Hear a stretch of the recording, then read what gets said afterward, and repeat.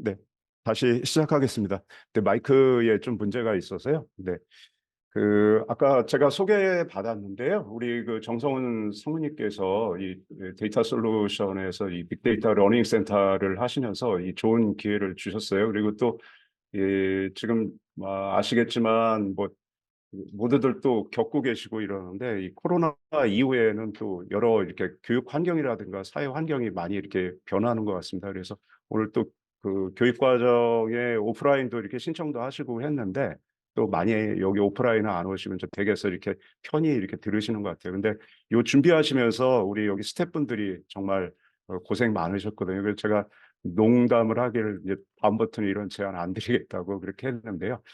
아무튼 제가 오늘 여기 계신 분들한테 또 접근하신 분들한테 큰 도움이 되도록 한번 말씀을 좀 드리도록 하겠습니다. 그래서 기본적으로는 요 커리큘럼을 이렇게 보시면요, 이 구조 방정식의 모델에 대한 얘기를 이렇게 쭉 말씀드리고요. 첫 번째로 이제 매개 효과에 대해서 아까 그 사모님께서도 말씀을 해주셨는데 매개 효과를 검증을 할 때 우리가 일반적으로 이제 부트스트래핑을 하는데요. 그다음에 또 그 스트래핑을 하는 과정에서 에모스에서 대부분 잘 사용을 안 하시더라고요. 그래서 not estimating and user defined estimate라고 하는 거를 사용하게 되는데요. 그래서 그 내용을 좀 이렇게 소개를 좀 해드리도록 하겠습니다. 그렇게 하고 제가 지금 최근에 좀 논문을 좀 준비하고 학생들하고 이렇게 하는데요. 그래서 그 내용도 좀 몇 개 이렇게 소개를 해드렸는데 이거 완벽한 지금 내용은 아니고요. 그래서 네, 네. 그래서 완벽한 내용은 아닌데 그래서 그 내용 진행되는 내용까지 이렇게 좀 소개를 좀 드리도록 하겠습니다. 한번 그러면 먼저 첫 번째로 그 구조방정식 모델과 매개 효과라는 내용을 좀 말씀을 좀 드려볼게요.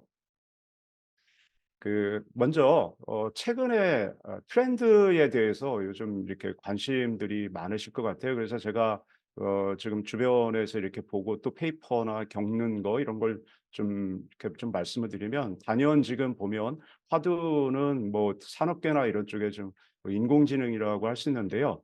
그 연구 과제나 이런 거를 이렇게 낼 때 인공지능 얘기가 들어가지 않으면 이게 지금 이렇게 눈에 들어오지 않는 뭐 이런 것 같아요. 그러니까 연구 과제에 대해서 이렇게 많이 어플라이를 하거나 하실 때 보면 인공지능 얘기가 정말 많이 들어가고 있고요.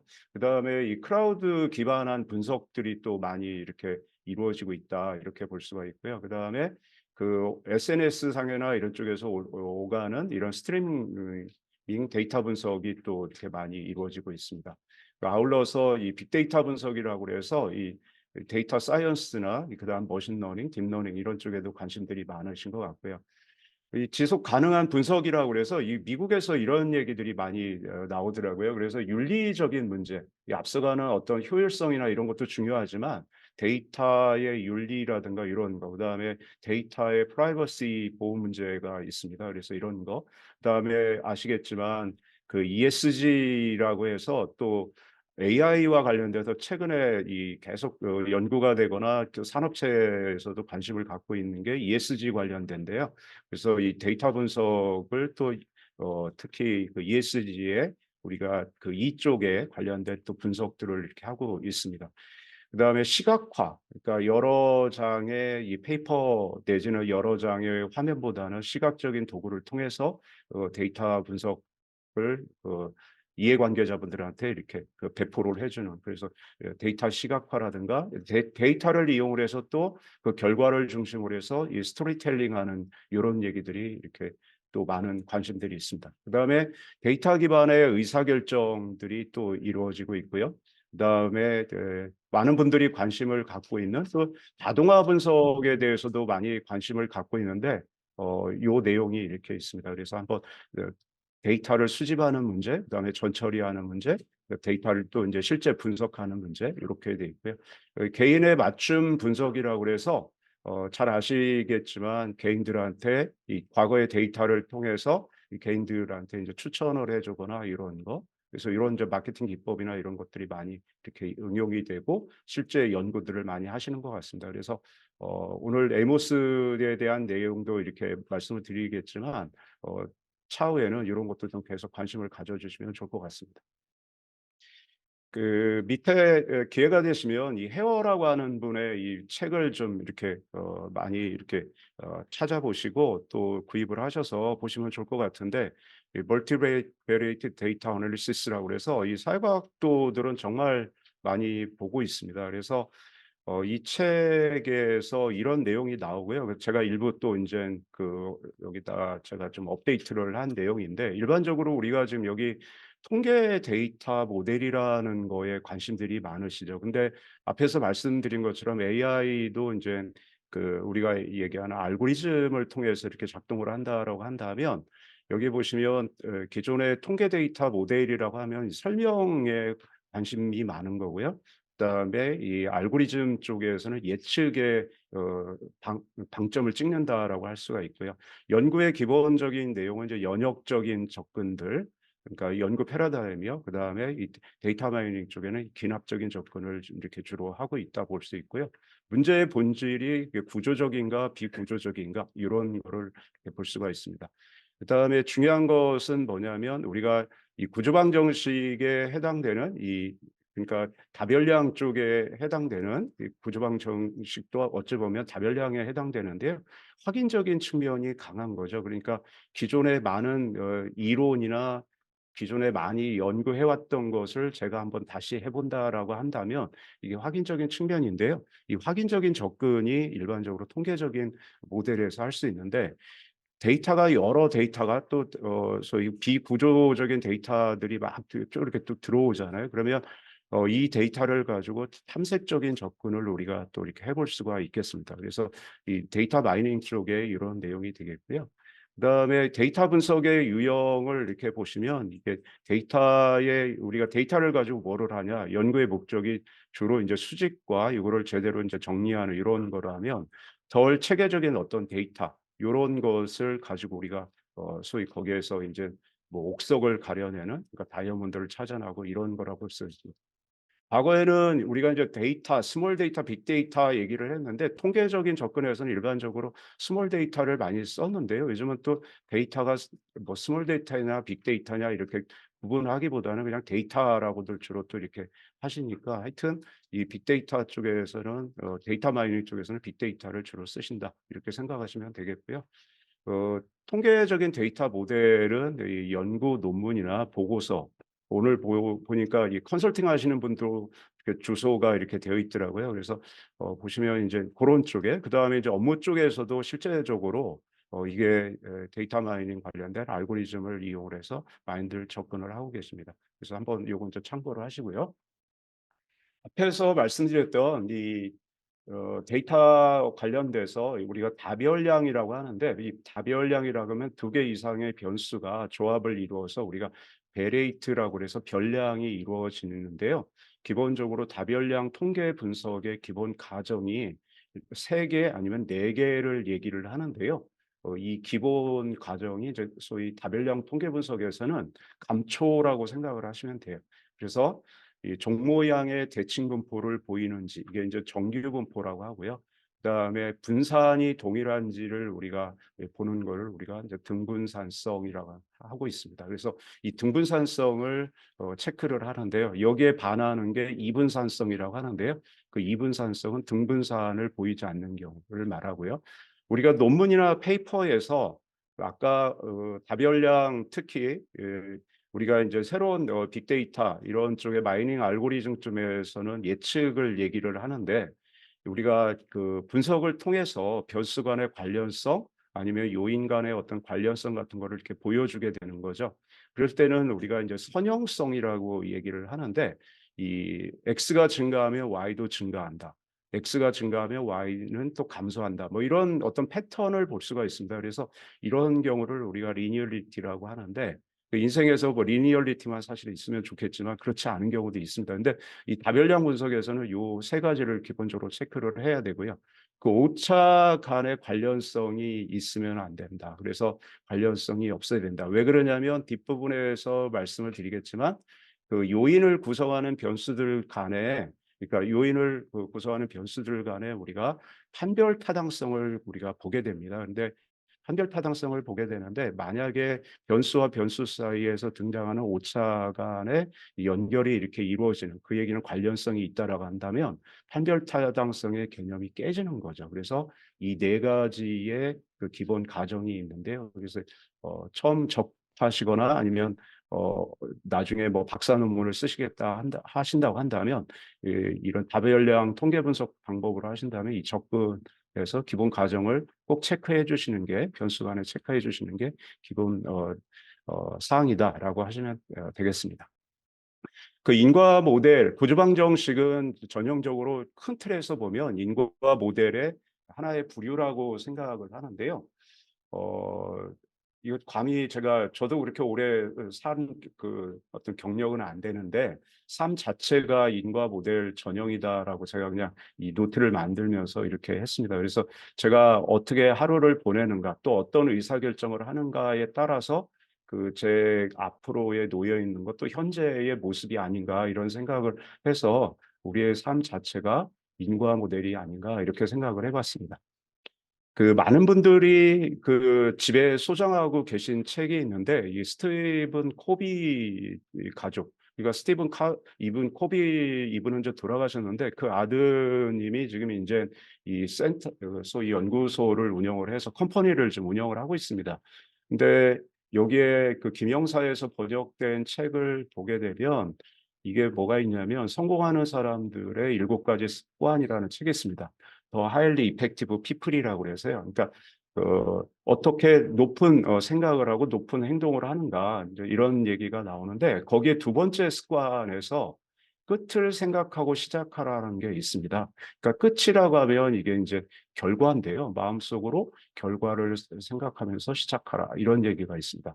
그래서 이게 이제 원인과 결과에 대한 생각이고요. 그 다음에 두 번째로 여기 또 말씀을 드리면, 이 랄프 월드 에머슨이라고 하는 사람이 있는데, 그 제가 어떤 책을 쭉 이렇게 보다 보니까 이 에머슨이라고 하는 분이, 이분도 뭐 마찬가지로 이게 돌아가셨는데요. 오늘날 미국이 있게 한 정신적인 지주라고 하는 그런 표현이 있더라고요. 그래서 이제 이분이 시인이면서 또 여러 책을 내고, 그다음에 이 미국인들의 어떤 기본적인 비전, 이런 거를 계속 제시를 했다고 얘기합니다. 근데 보면 여기에 얕은 사람은 기본적으로 이 운을 생각하고 있고, 강한 사람은 이 원인과 결과를 생각한다, 이렇게 얘기하는데, 그래서 이렇게 보다 보니까 앞에서 말씀드렸던 이 스티븐 코비의 그 책에 나오는 거 겹치는 것 같아서 여기다가 옮겨봤습니다. 인과 모델의 기본 조건이라고 이렇게 하면요, 구조방정식도 인과 모델이라고 말씀을 드릴 수가 있는데, 고등학교 때 윤리나 이런 거에 과목에서 이렇게 배우셨던 그 기억이 나실 것 같아요. 그래서 이분이 누구냐면 그 스튜어트 밀이라고 하는 분인데요. 그 스튜어트 밀이라고 하는 분의 이 책을 쭉 읽다 보니까 이런 얘기가 있더라고요. 그래서 인과 모델의 이 기본 조건이 뭐냐? 그런데 첫 번째, 타임 오더가 있다. 그러니까 원인과 결과에서 원인이 먼저다. 이게 독립적인 게 먼저이고, 그다음에 종속적인 게 나중이다라고 해서 이거 타임 오더라고 얘기를 하고요. 그다음에 여기서 이 지금 제가 동그라미 3개를 이렇게 표시를 했는데, 이 시간 우선순위하고 여기 병발 발생 순위 이렇게 했는데, 여기 보면 이 다이어그램이 이렇게 교차하는 게 있어요. 그래서 이 부분하고 이 부분이 같이 교차가 이루어지는, 그 얘기는 뭐냐면 원인과 결과가 이렇게 인터랙션이 있는 거죠. 비즈니스가 이루어지는 것처럼. 그래서 병발 발생 순위, 그러니까 병발 발생 조건이 만족을 해야 된다라고 하고요. 그 컨설팅을 하거나 이런 분들이 이제 어떤 모델링 얘기를 많이 하거든요. 그렇게 하고 또 어떤 과제나 이럴 쪽에서 이제 그 과제를 발주해 주신 기관이나 이런 쪽에서는 너무나 바쁘기 때문에 마지막 그 최종 발표에 이제 임원분들이 같이 참여하시거나 이럴 때, 그래서 그때 이제 주로들 얘기하시는 게, 그러니까 말하고자 싶은 하고 싶은 얘기가 뭐냐, 뭐 이런 얘기들을 많이 하세요. 그 얘기는 뭐냐면, 모든 것 다 얘기하려고 하지 말고 주요한 사항만 나타내라라고 하는데, 일반적으로 연구 모델에도 이렇게 나타낼 때 외생 변수를 통제한다라고 얘기를 합니다. 그러니까 이 컨설팅 업계에서는 "바닷물을 모두 끓이려고 하지 마라." 이런 얘기. 중요한 내용, 중요한 요인만 소위 나의 모델 속에, 연구 모델 속에 가져다 놔야 된다. 정리를 하면 스튜어트 밀이라고 하는 분이, 잘 아시는 이분이 뭐라고 했냐면 인과 모델의 기본 조건은 시간적인 우선순위와 병발 발생 순위, 그러니까 병발 발생 조건, 그다음에 외생 변수 통제라는 걸, 요걸 생각을 하시면 되겠습니다. 그래서 한번 잘 기억을 하시고요. 이따 혹시 아마 이 퀴즈 때 제가 문제를 만든 것 같으니까 이따 잘 눈여겨 보시고요. 인과 모델의 근간 이렇게 하면요. 그러니까 저도 이렇게 여러 페이퍼도 보고 또 학생들도 이렇게 지도를 해 보면서 느끼는 게 있는데, 어떤 학문은 한 길로 이렇게 통하는 게 아닌가 이런 생각들을 많이 해 보게 됩니다. 그래서 잘 아시는 이 피시바인이라고 하는 분, 이 마케팅이나 심리학에서 정말 많이 얘기가 나오는데, 우리가 여기 B라고 하면 이게 행동인데요. 종속적인 걸로 이제 행동이죠. 근데 여기 이제 BI라고 하는 건 behavior intention이라고 해서 행동 의도가 되겠습니다. 그래서 그 바로 앞단에는 또 어떤 게 있냐면 우리가 태도가 형성이 되고요. 그다음에 이제 주관적인 규범이 이렇게 있는데요. 제 이 모델이 이렇게 보면 '뭐 이거 당연한 거 아니야?'라고 하는데, 저는 이 모델을 볼 때마다 '정말, 정말 대단하다.' 이런 얘기를 이렇게 말씀드릴 수 있는데, 보면 우리의 행동이 이 행동 의도와 태도, 그다음에 이 주관적 규범에 의해서 결정된다라고 하는데, 이렇게 단순화를 시켜 놓은 것 같은데, 근데 실제 시간적인 어떤 격차가 있긴 하지만 이게 인생에서 이게 많이 적용이 되고 실제의 어떤 연구나 이런 쪽에서도 많이 응용이 되는 걸로 이렇게 생각이 됩니다. 그래서 이걸 토대로 해서 많은 분들이 연구를 하거나 이렇게 적용을 하고 계신데, 템 모델이라고들 정말 많이들 쓰고 계세요. 그래서 뭐 이게 너무나 인제 소위 식상해 버렸다고 할 수 있는데, 그래도 지금 또 AI도 나오고 챗GPT 뭐 얘기도 나오고 하니까 주변에서 이런 얘기들을 또 연구들을 정말 많이 하시더라고요. 그래서 템이라고 하는 거는 뭐냐면 테크놀로지 억셉턴스 마들입니다. 그다음에 또 여기에 보시면 유타트라고 해서 요런 모델들이 또 많이 이렇게 얘기가 되고 있는데, 특징적인 거는 뭐냐면 이것도 인제 시간적인 우선순위를 쭉 이렇게 나타냈어요. 나타냈는데 여기에 인제 조절 변수라고 그래서 이따 몇 번에 이제 말씀을 드리겠지만, 이 조절 변수를 중간에 이렇게 처리를 하는데, 여기에 에모스 팩에서는 이게 다 가능해요. 그래서 이따 제가 기본적인 내용을 좀 말씀을 드릴 테니까, 우선은 데이터를 모으는 게 중요하고, 제가 연구를 아니면 어떤 프로젝트를 진행을 한다면 에모스를 가지고 분석도 하고 이렇게 하신다고 한다면, 결국은 데이터의 습득이, 올바른 데이터 습득이 중요하다. 이제 이렇게 말씀을 드릴 수 있습니다. 정리를 해 보면요. 저는 이제 이렇게 생각을 하는데요. 저의 연구자의 어떤 생각이 들어있는 걸 연구 모델이라고 하는데, 연구 모델이 많은 사람들은 패를 많이 가지고 있다고 생각을 합니다. 데이터의 어떤 여러 데이터가 저한테 주어지면 어떤 식의 모델을 만들어서 데이터에다 한번 피트를 시켜 볼까, 이런 게임이라고 생각을 하는데, 이걸 정리를 해 보면 기본적으로 우리가 나와 있는 어떤 모델, 그러니까 AI를 통해서 탐색적인 접근이 아니라고 한다면, 기본적으로 이 독립 변수와 종속 변수 간의 관련성을 이렇게 보게 되겠죠. 그래서 이런 거는 이제 회귀 분석이나 로지스틱 뭐 이런 쪽, 판별 분석 뭐 이런 쪽을 많이 좀 이렇게 하시지 않을까, 이런 생각이 됩니다.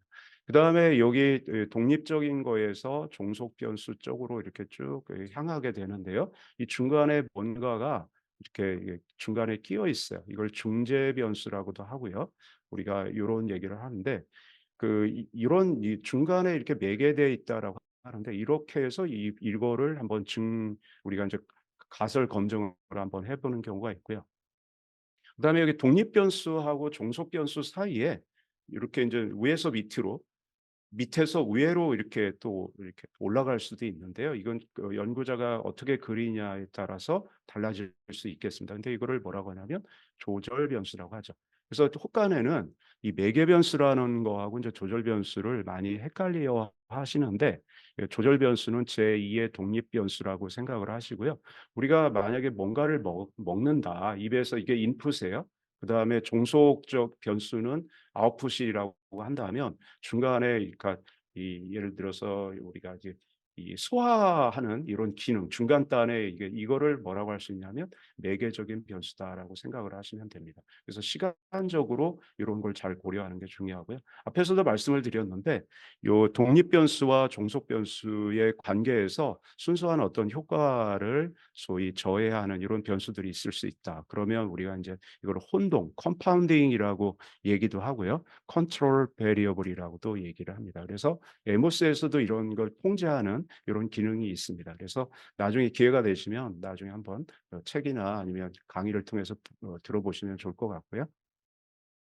구조 방정식에 대해서 또 말씀을 좀 드려 볼게요. 구조 방정식은 아까 제가 모델이 정말 중요하다라고 말씀을 드렸는데 그래서 이 모델을 어떻게 구축을 하느냐에 따라서 사실은 이 소위 분석의 어떤 진행이 이렇게 잘 되냐 안 되느냐 이게 중요하다고 합니다. 그래서 일반적으로 논문이나 이런 쪽에서는 이게 인제 한 3장 정도가 되지 않을까 이런 생각이 되는데요.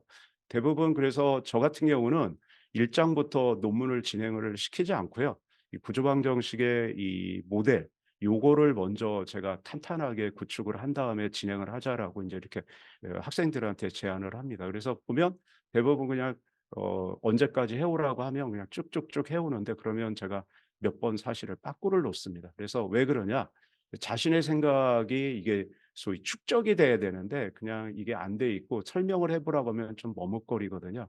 그래서 그 얘기는 뭐냐면 아직도 좀 덜 숙성이 됐다라고 봅니다. 그래서 제가 학생들한테 어떤 얘기를 하냐면 "논문을 쓴다."라고 하면 "이게 저의 모델이다. 이게 구조방정식 모델이다."라고 하면 이걸 프린트아웃해서 소위 책상 앞에다가 딱 이렇게 붙여 놓고 머릿속으로 외워질 수 있을 정도로 계속 이걸 들여다보고 이렇게 그 책상에 다시 돌아오면 또다시 생각하고 논문을 만들 때 사실은 이래야 된다. 이게 저한테 인제 내재화됐다라고 저는 그런 표현을 하는데 여기 보시면 이런 것들을 인풋에 해당되는 우리가 뭔가를 먹잖아요. 그래서 제가 여기다가 어느 서비스의 기관에서 내가 서비스 조직에서 이 머무르는 이런 시간, 공간, 그다음 분위기 뭐 이런 게 하나의 서비스가 이루어지는 조건이라고 한다면 이게 인풋 변수 요인이라고 한다면요.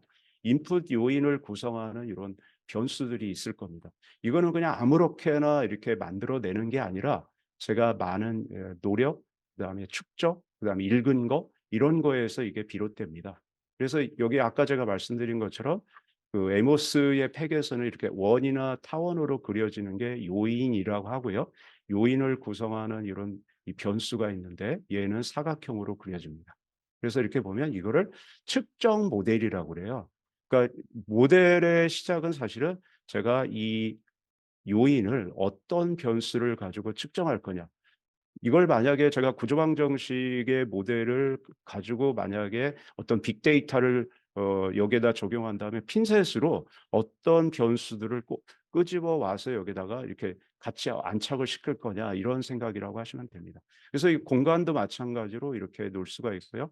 분위기도 마찬가지고요. 여기에 그 만족도라고 하면 고객 만족도 이렇게 놓겠죠. 고객 충성도도 이렇게 되겠죠. 그래서 고렇게 되는데 가설은 어떻게 형성이 되냐라고 하면 이 화살표의 숫자로 이게 가설이 되는데요. 이게 기본적으로 구조방정식은 부분과 전체를 보는 이게 능력이 있다라고 하는 거를 이렇게 장점으로 들 수 있습니다. 왜 그러냐면요. 이걸 아까 요인이라고 말씀을 드렸는데 이걸 이렇게 요인입니다.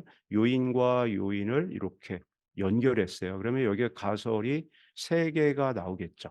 잠정적인 진술이 3 개가 나와요. 시간은 공간은 그다음에 이 분위기의 서비스는 고객 만족에 영향을 미칠 것이다. 그래서 이렇게 뭐뭐일 것이다. 그러니까 가설은 잠정적 진술이다. 인제 이렇게 생각하시면 돼요. 그래서 요렇게 3 개가 나와 있고요.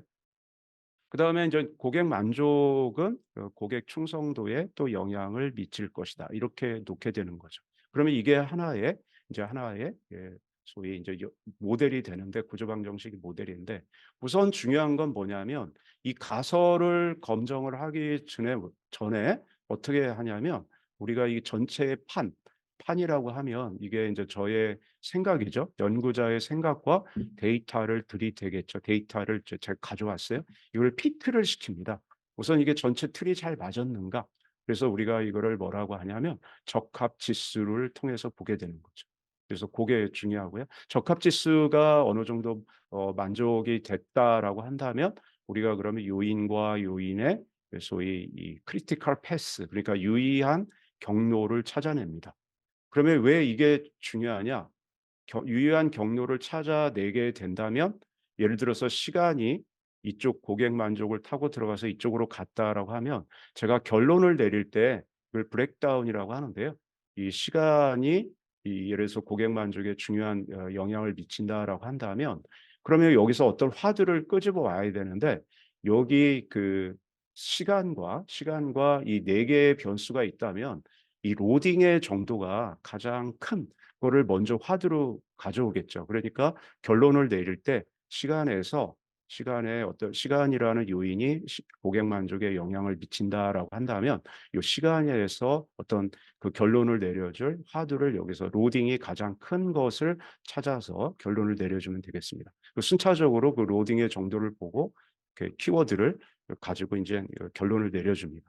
그다음에 여기에서도 보면 이 시간뿐만 아니라 이 고객 만족 관련된 이 구성이 된 변수에서 그 소위 로딩의 정도가 큰 거를 가지고 화두를 이제 우리가 끄집어 오는 거죠. 그래서 그렇게 해서 결론을 내릴 수가 있다. 그래서 이게 유리한, 그러니까 이 연구자 관점에서 분석자 관점에서 구조방정식 접근을 한다라는 건 좀 일관되고 체계적인 의사결정을 하실 수가 있어서 사실은 좀 연구하시는데 아니면 또 컨설팅 하시는데 도움이 되실 거라고 생각합니다.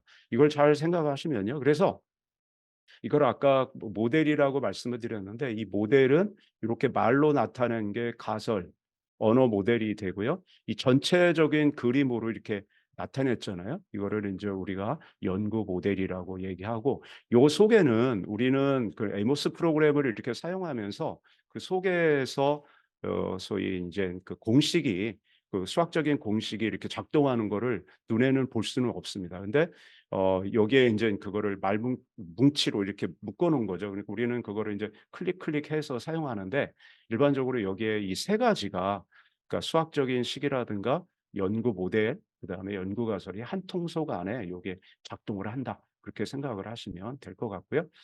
정리를 해 드리면 이런 그 아까 이런 동그라미와 변수들을 측정 모델이라고 했는데 들어가는 것을 외생 개념이라 하고요. 외생 개념의 영향을 받아서 빠져나오는 거를 종속적인 거를 내생 개념이라고 한다. 그래서 이제 그 정도로 이해를 하시면 이제 큰 틀이 잡히실 것 같고요. 중요한 거는 분석도 중요하고 이러지만 제가 많이 읽고 경험하고 해서 소위 내가 생각하는 구상하는 모델을 잘 이렇게 백업을 할 수 있는 그게 중요하다. 이렇게 말씀을 드립니다.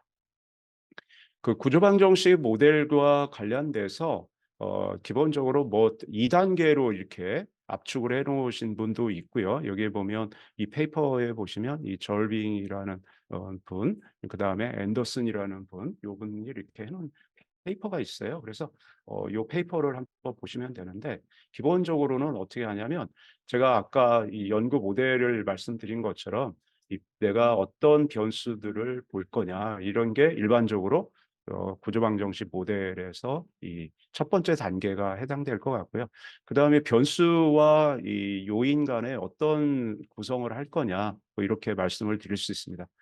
오늘은 사실은 그냥 짧은 시간이니까 제가 여기 말씀을 안 드렸는데 여기 보시면 질문도 이렇게 하실 수 있어요. 여기 앞전에 앞단으로 다시 가시면 시간을 과 관련된 변수가 그러니까 변수가 있는데 변수를 이렇게 화살표가 이쪽으로 향할 수도 있는데 "그럼 이쪽으로 향할 수는 없냐?" 뭐 이런 질문도 할 수 있거든요. 이게 가능하거든요. 그래서 왜 그러냐면 이들은 같은 이 상관성이 높을 때는 이렇게 화살표가 여기 요인에서 이쪽으로 향해요. 그런데 제가 강제적으로 내지는 뭐 이 전문가라고 하는 분들이 그거 이렇게 시간은 요런 변수로 구성돼요. 근데 4 개인데 라고 강제로 묶어내야 돼요. 그 얘기는 상관성이 떨어질 수가 있거든요. 그러면 얘를 요쪽에서 출발을 요쪽으로 이렇게 보내는 거예요. 출발을 여기서 해서 이쪽으로 화살표가 향하도록. 이런 거를 우리가 이제 조형 지표라고 하는데, 그래서 이런 것도 사실은 있을 수 있습니다. 그래서 다시 말씀드리면 측정 모델을 내가 어떻게 구축하느냐, 요런 거를 잘 고민을 하셔야 된다. 그다음에 데이터를 관리를 해야 되는데, 그 분석 쪽에서 요즘 특히나 그 빅데이터 분석 또 AI를 하시는 분들이 많으신 걸로 알고 있는데요. 하시면서 제일 어려운 게 데이터 관리라고 얘기합니다.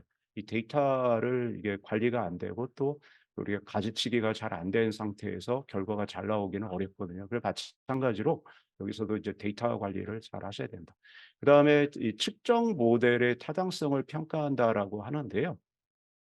이게 어떤 측면이냐면 에모스나 이런 쪽에서 이 앞에서 여기 요 부분에서 말씀드릴 이 앤더슨하고 그 절빙이라는 분은 요 6단계를 2단계로 축약을 해 버렸어요. 그래서 첫 번째 단계가 이 확인 요인 분석 과정이라고 이미 84년에 이 페이퍼를 냈어요. 그래서 이분들의 페이퍼를 대부분 분들이 따라가고 있어요.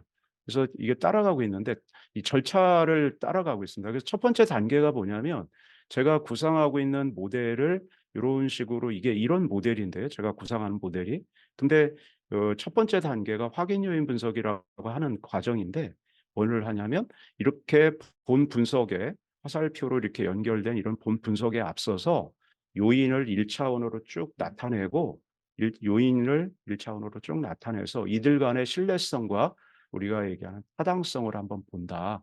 그런 다음에 이 소위 로딩의 정도가 떨어지거나 모델에서 여기서도 이제 모델의 적합 지수를 보게 되는데 모델의 적합 지수가 떨어지거나 그러면 모델을 한번 변형을 해볼 수도 있고요. 아니면 우리가 그 측정 변수를 제거를 하는 그런 과정들을 갖추게 됩니다. 그래서 그 과정이 여기 이 지금 잘 보이실런지는 모르겠는데 이 요 1이라고 되어 있는 요 과정입니다.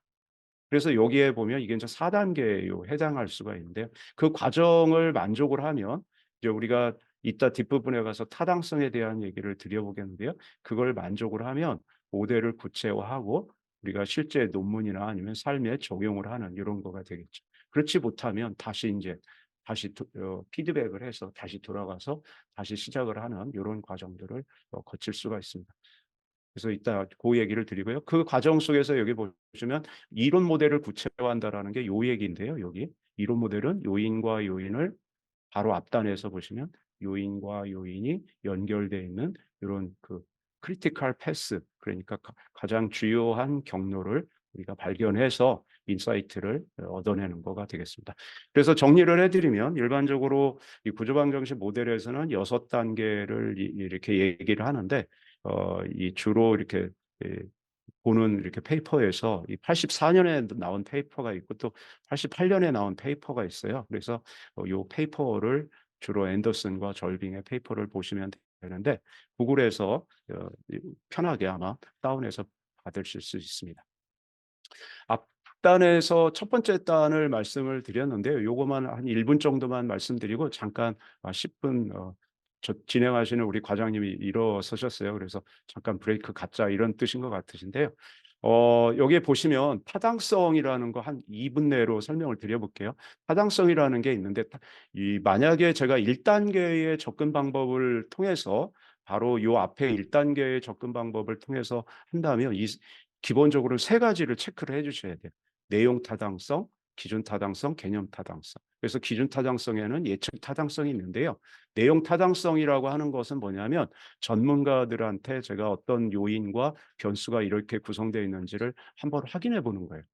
그래서 통계적인 접근이라기보다는 전문가들한테 자문을 구하는 게 가장 좋은 방법인 것 같고요. 요인 분석을 통해서 우리가 요인과 요인의 관련성을 이렇게 나타내는 거를 우리가 예측 타당성이라고 얘기하고요. 그다음에 개념 타당성이라고 얘기를 하는 게 있는데 개념 construct validity라고 합니다. 그러니까 요인을 구성하는 변수들이 한 방향으로 움직이고 있는지 이게 convergent validity라고 얘기를 하는데요.